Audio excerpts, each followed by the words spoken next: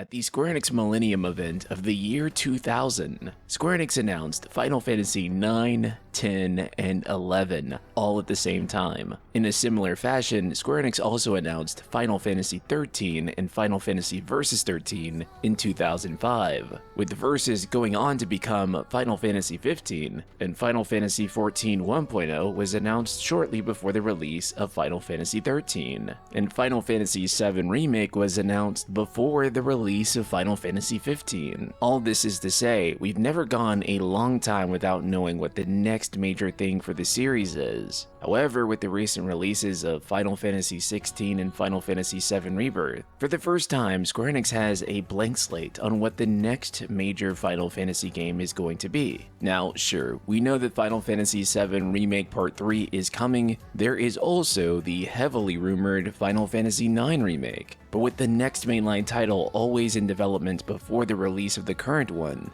there is an incredibly high likelihood that Final Fantasy XVII is already in development somewhere. At the very least, they're in conceptualization or maybe even pre-production for this title. With AAA games taking 7 to 8 years to develop, there is no way they're not thinking about it right now. Purely due to the amount of time that it takes between releases, you have to overlap the development of these games. Otherwise, we'd only see one FF title per decade. So this leaves an absolutely massive question, and to me is the biggest question about the Final Fantasy series right now, as it'll determine so much about the series' future, and that is, who is working on Final Fantasy XVII? But before we get deep into it, aren't you tired of overpaying for video games? Well, thanks to today's sponsor, Instant Gaming, we're going to be giving away a free game at the end of this month. Instant Gaming sells codes from authorized code resellers, allowing you to get games for much cheaper than you normally would.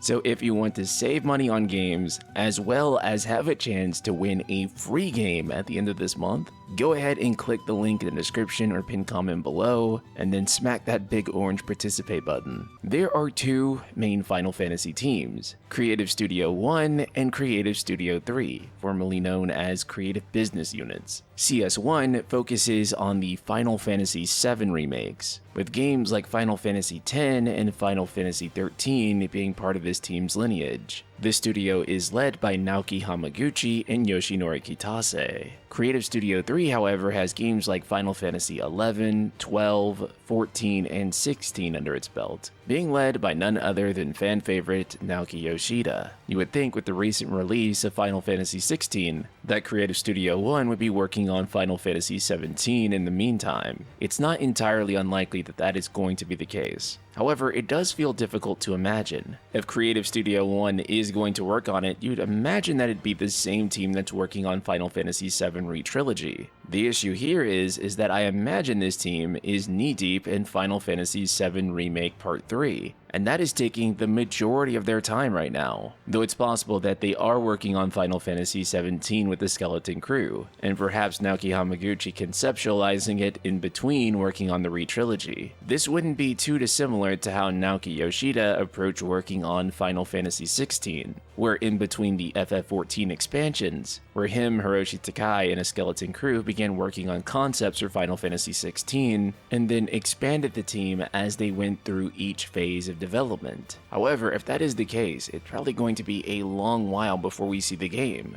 as I imagine the team wouldn't be fully free to focus on it until after the release of Part 3, which could mean no release for FF17 all the way until 2030. Now you may be thinking, what if Creative Studio 3 is handling it again? In fact, what if they went right into development for 17 after 16? Naoki Yoshida has had a surprising amount to say on this. In a translation from a Chinese interview, where he was asked if he'd participate in the development of future Final Fantasy titles, he said, quote, "First of all, at least Final Fantasy XIV is a work that I will remain involved in for the rest of my life, so I'll be involved in it before I officially retire and even after I retire.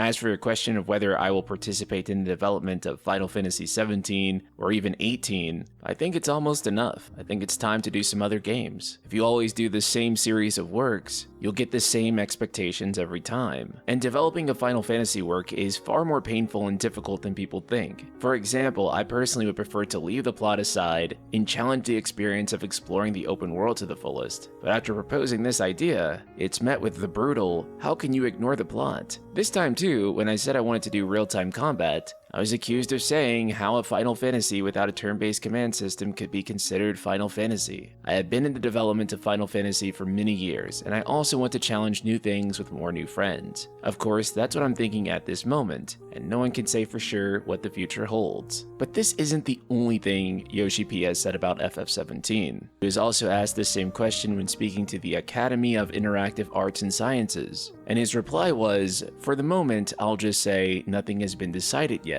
That said, if I had to say something about that, I've had the chance to work on two of these, Final Fantasy XIV and Final Fantasy XVI. So maybe it's time for someone new, you know? Instead of having the same old guys handle the next one. I think in some ways, it'd be good to look to the future and bring in a young generation with more youthful sensibilities to make a new Final Fantasy with challenges that suit today's world. So this is something that we talk about fairly often on this channel, especially in regards to Final Fantasy's sales. It's been clear that the series is not doing enough to attract younger Gen Z players. As a result, post Final Fantasy XV, the series has been seeing a decline in interest, with each major game after FF15 selling less than the last one. So a brand new Final Fantasy XVII being built by neither of the two established FF teams that have been working on the franchise for decades now, I think actually makes the most sense. I feel like a fresh new team that grew up with Final Fantasy, that understands Final Fantasy on a fundamental level from the perspective of a fan, is going to have a lot deeper understanding of what it is that fans are looking for. They are going to know Final Fantasy's past, as well as what is currently popular in the game industry. And considering that most of FF has been dominated by the same circle of talented individuals for quite a long time now, I do think that a fresh face leading the series would do a lot of good. There's also a lot of discussion on whether the number should be implicit rather than explicitly stated, in the same way that Resident Evil Village is RE8, but only for the fans who look hard enough. Some wonder if they'll finally drop the numbering scheme with 17, and I do think that if it's going to have a young, fresh group of talent that hasn't been working on these previous titles, then that would probably be the opportunity to do it. Of course, it doesn't have to be entirely new people, though I do think letting younger existing staff take over could be an interesting idea. Recently, Final Fantasy XIV has had a lot of success with writer Natsuko Ishikawa, the writer of Shadowbringers and Endwalker, who has written some of the most critically acclaimed stories that the Final Fantasy series has ever seen. A lot of the times, who's next up for creating the next big Final Fantasy title is generally based on their current achievements in the company. For example, they wanted Yoshi P to create Final Fantasy XVI because of just how well he had done with Final Fantasy XIV. In the case of Natsuko Ishikawa, I think that she should be the one to write Final Fantasy XVII, given how much her work has just simply been praised on Final Fantasy XIV. Speaking of which, it's worth noting that she's been moved into a supervising position on 14, meaning she's not the one actively writing Dawn Trail and beyond. This is very similar to what happened to my hero after the release of Heavensward,